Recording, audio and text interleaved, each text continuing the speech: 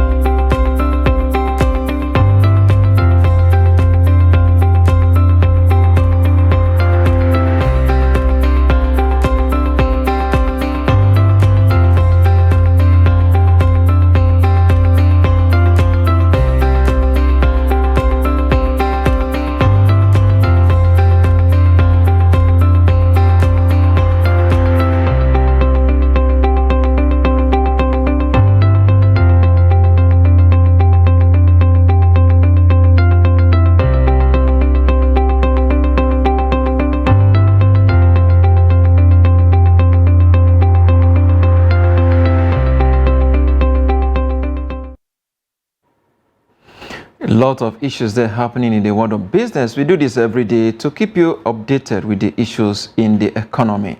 That is why we bring you up to date with top stories in the world of business. Let's quickly move to what is happening in the Nigerian capital market. We give you updates on what transpired yesterday on the floor of the Nigerian Stock Exchange, and of course across Africa as well. Of course, you know, the market has been doing so well in green since the beginning of the week, or rather since before the Salah break, and that continued after the resumption of the trading activities on the floor of the capital market. So the market has been doing great. It's been a very interesting day. We hope that pattern will be sustained today. Let's quickly look at what is happening on the let's give you an update on what transpired yesterday. Of course, the all share index, they're doing very great. They added close to about 138 basis points yesterday to close at 52,233.88%.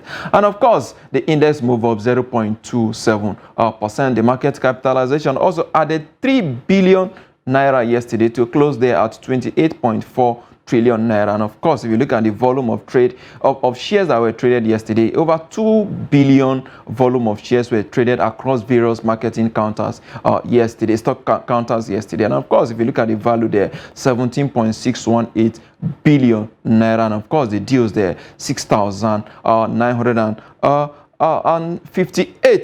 That is a huge improvement there. If you look at the market data, 58% improvement in volume, 144% improvement in turnover, and of course 36% improvement in terms of deals that exchanged hands among investors yesterday on the floor of the Nigerian capital market. That is a very huge improvement, a whole lot of improvement across marketing counters. Of course, you are very much aware that various companies quoted on the floor of the Nigerian capital market are turning in their first quarter results, what you call Q1 reports into the market. And of course, many of them we've seen impressive turnover. They've seen quite a very good number of them paying quality dividends to their shareholders. There you see the like of Access Bank, Cadbury Nigeria PLC, and of course a huge number of them are Cavitin Aviation, and of course Sky Aviation as well, all doing very great in terms of dividend payment. We expect more. Some of the conglomerate, the likes of Dangote, the MTN, the Airtel, the Geregu Power, and of course the rest of them to turn in their report as well to see where this will take the market. Moving quickly to the gainers for yesterday. Who are the top gainers from the market on Thursday? Of course, you have to see the honey flower there topping the gainers chart with 10%, of course, followed by Cadbury. We just mentioned to you that Cadbury just turned in their first quarter result, and it was very, very impressive, doing greatly there on the gainers chart, 9.82%. And of course, NIMET is a pharmaceutical company, also doing great there, 9.52%. Quickly, let's look at what are the losers. The stock on the loser chart, we have the Berger Paint, of course, there, down 14.97%. And of course, Nigerian Breweries also down there, 10.00%. And of course, International Energy Insurance Company also down 9.49%. This is a huge deficit by this company. Although a huge various stocks actually lost yesterday. I beg your pardon. But these are the top losers. The top losers. When we talk about top losers, these are the stocks that lost most in terms of participation, and of course in terms of profit taken by their investors in the market. Quickly look at what are the top trade stocks on the floor. The top trade stock, of course, we're seeing Access Bank Holdings there doing about 1.2 trillion to 3 billion volume of shares there. That is a huge number from the Access Bank Holding. And of course, Transcorp Nigeria Limited has been very, very prevalent there on the top trades for almost 2 weeks, 874 million volume of shares traded among the investors of that company. And of course, Japan Gold and Ventures also doing 45.4 million volume of shares. These are actually huge numbers. These are the stocks that actually moved the market yesterday. Let's look at how they impacted in their various sectors. The various sectors they represent. Of course, the banking sector, they're not doing so great. We've been watching them since the beginning of the last week, and of course we know that they've been on and off in terms of trading, their performance across trading pattern. But again, they are down here 0.45%. Not so surprising anyway, given the fact that the impressive turnout from them may actually have attracted their investors to come in there. And of course, they take some profits. Of course, when you invest in a particular commodity or in a particular company, when the results are actually good, you intend to see how you can actually make money of that sector. Probably that is what is responsible for what we are seeing. Probably investors in the banking sector are currently interested in disposing their holdings for cash. Let's look at the industrial sector, 0.05% negative. If you look at it, we are still expecting some of the big conglomerates who are engaged in production activities to turn in their reports. So before probably the end of this this week, before the end of today, or probably next week, we will expect more results to come in. NGX Consumer Goods also doing very strongly there, 1.98%, followed by oil and gas 0.15%, and of course NGX Premium Board not really doing so great there, 0.08% in a negative territory. But again, if you know NGX Premium Board, these are actually stock. This Premium Board comprised of stock with a huge market capitalization. What we call the elite stock are actually the one that are actually quoted on this board. No, not doing so great there for now. 0.08%. Of course, you understand the dynamics of the market. It is not always green. Sometimes it's green, sometimes it's also negative as well. So that is what we are actually looking at there. Quickly, let's look at what is happening in the continent. Let's see what is the African market, other African markets doing. Of course, JSE, Johannesburg Stock Exchange, is in Southern Africa. Not doing so great there. The index shared 572.83 basis points at the close of market on Thursday to drag the index down by 0.53%. Well, if you know, JSE is one of the robust stock markets in Africa with so many mining companies quoted in that market. So doing so great there, not doing so great there, but again, it is still early in the day to start predicting how the performance of the market will be. But again, we hope that the JSE will rebound today at the close of business this morning, later today. USC is in Uganda. Uganda is in Southern Africa. The index there, 1,188.62 basis points. The market lost about 54 basis points from what we saw in the previous trading session on the floor to drag the all share index down 0.11%. And of course, Malawi Stock Exchange is in Central Africa, with the all index also losing marginally 1.19 basis point to close at 0.06% negative. There the bears actually rolling in the rest of the continent, but in Nigeria the reverse is the case. The bulls has actually dominated the trading for almost 2 weeks, and we hope that at the close of the market today, that trading pattern will be sustained across various trading counter. This is the much we can actually bring to you from the stock market watch this morning. But before we actually move on, we are actually looking at getting someone, my guest from the stock market is not yet ready, but we will actually take a quick break. And when we come back, we'll go straight into our discussion. We're looking at the food security, and a farmer is in the studio. Stay with us.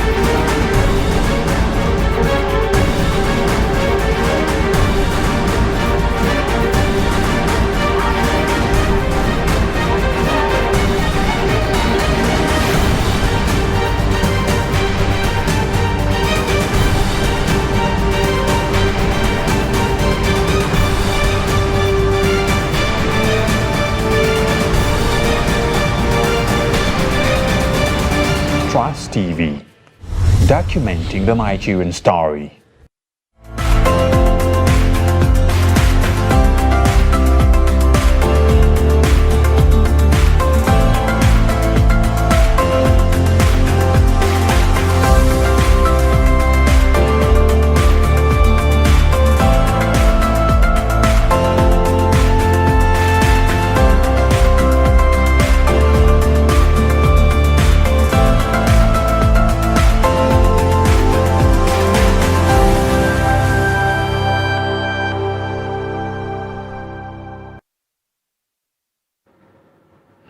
Glad to have you back. It's still Business Daily on Trust Television, and we go straight into our discussion. Food security. The prevalence of hunger in Africa is becoming a very serious concern.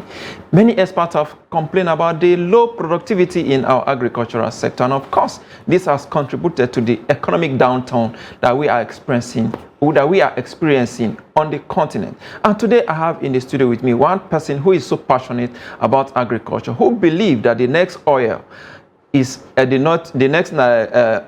crude oil in Nigeria, of course, is agriculture. Chief Ogbo Joseph Douglas, he joins me in the studio. He's the president of Farmers Progressive Association. Glad to have you in the studio. Thank you very much. You are one of those who have been talking about investment in agriculture. You've been talking about this for a very, very long time. Where is this passion coming from? Quite well, accurately, my name is Chief Dr. Ogbo Joseph Douglas. I am the president of Progressive Farmers in Nigeria. And it is nice for us to know that for once to play his role in galvanizing for issue of food insecurity, you must have passion for it. So I am born as a farmer. I'm born into the field of being a farmer, and I am from the food basket of the nation, which is Benue State. And it is only those people that have the passion to drive agriculture in Nigeria.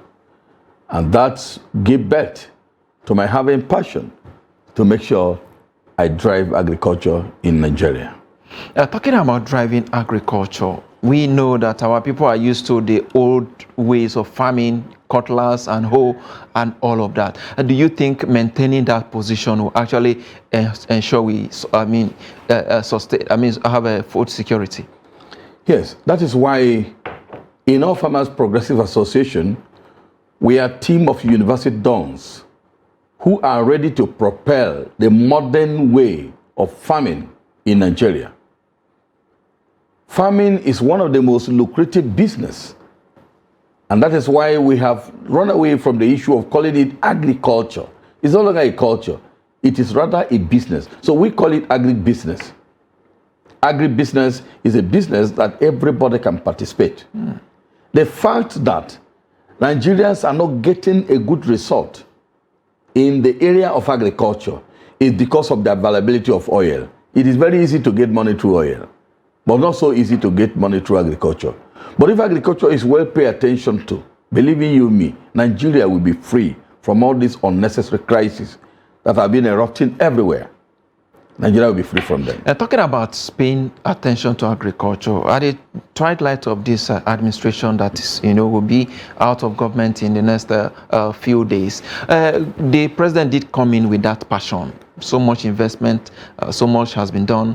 We have the like of Anchor Borers program and so many other policies that were actually introduced. But has this helped in any way to propel agriculture?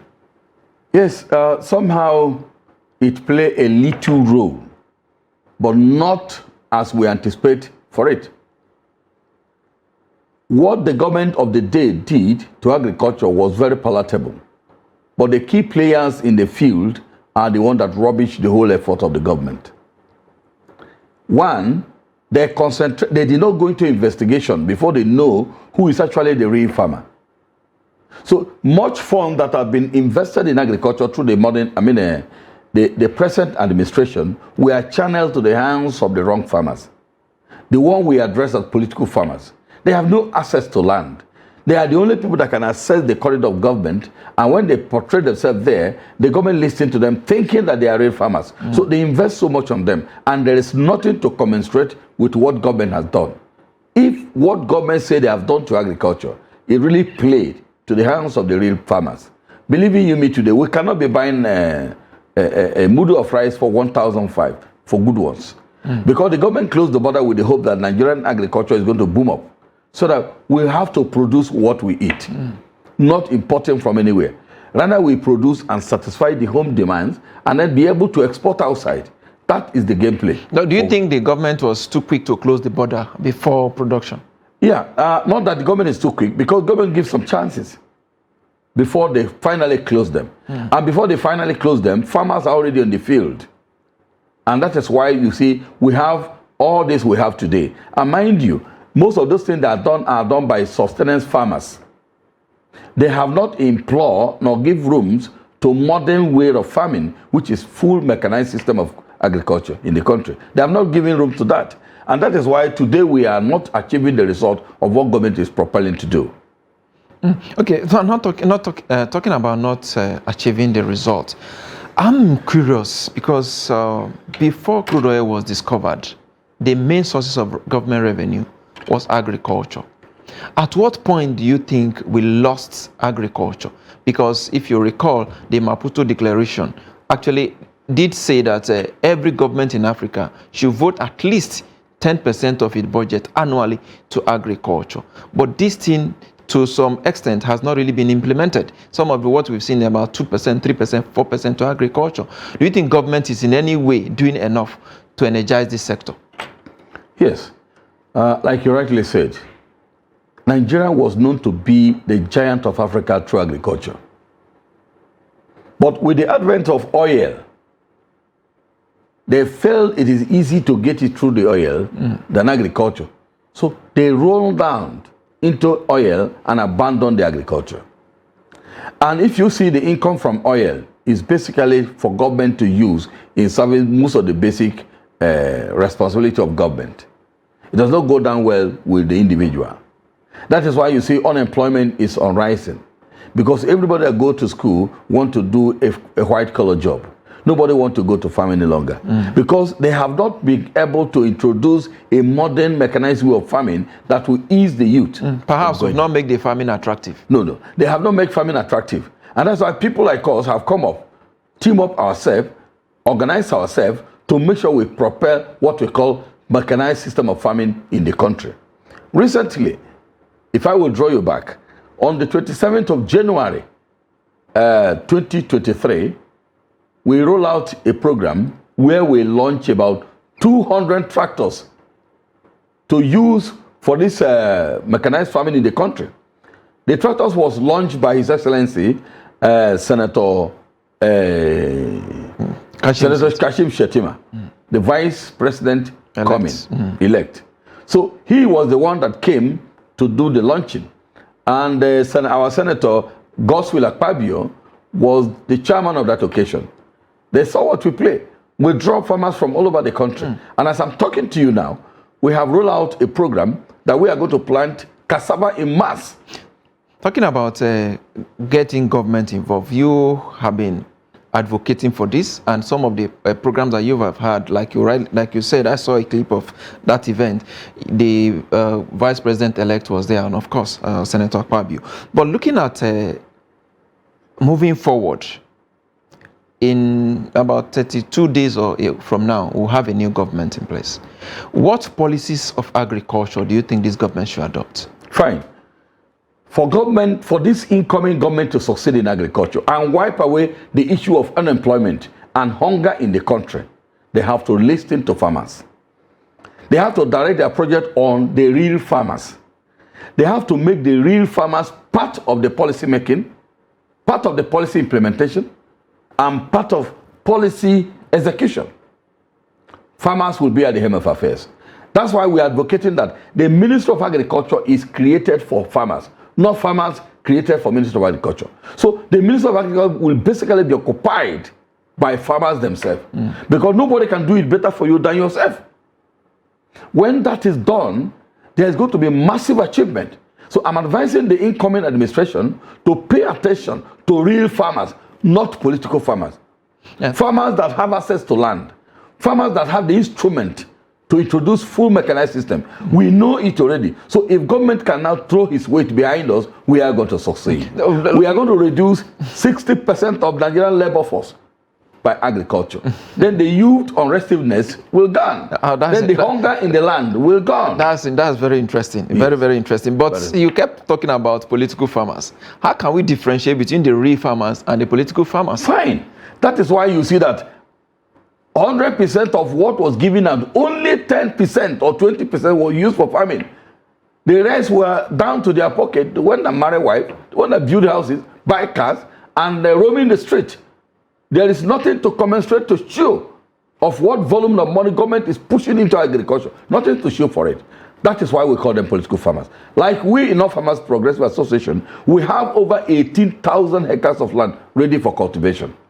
And as I'm talking to you, in 774 local governments in the country, we have a vast lands, acquire land enough. When we move our tractors to those areas, I assure Nigerians. They're talking about governments giving money to the political farmers. We understand that in Akon Borrowers program, a lot of money were actually disbursed, credits were given to farmers, but some of them are yet to pay back. Fine. The farmer they gave to are the farmers that are close to them, their brothers, their friends, and they are so on. And because those one know that this one will not do me anything, they refuse to pay back. So those of us that are genuine when we approach, in fact, I came up with a bill of 20 billion to assess from the anchor borrower. And I went through my bank, Zenith Bank. They asked me to bring collateral. I was able to produce a collateral of 90 billion. They asked me to bring business plan. I did everything that I could do. But at the end of the day, they asked me to show my business plan, my cash flow. How do I present the cash flow when I have not started the business? I'm coming into a new business with the hope that I am going to prove to Nigeria that this is what we can do in mechanized farming. What is a big deal in farming? When you have the tractors, you have the input, you have the laborers, you have everybody set and the land is set. We move it to the field and work. So this time around, government should not make that mistake. They have to profile every farmer to know who are the real farmers. Let them submit their land acquisition. Let them go by themselves to inquire and to also investigate to know that, are these people real? That's interesting. In 30 seconds, do you think Nigeria has what it takes in terms of with the kind of lands that we have, the arable lands that we have, to feed the rest of Africa? Wonderful. If I will tell you, Nigeria can feed the whole world. The one good thing that Nigeria has is that our climate is favorable to all crops that we can produce on the earth's surface. Our climate is good for it. In every part of the country, you can produce all man food that we can feed the nations. And Nigeria have arable land, vast land, deposited everywhere. All we need is encouragement from government.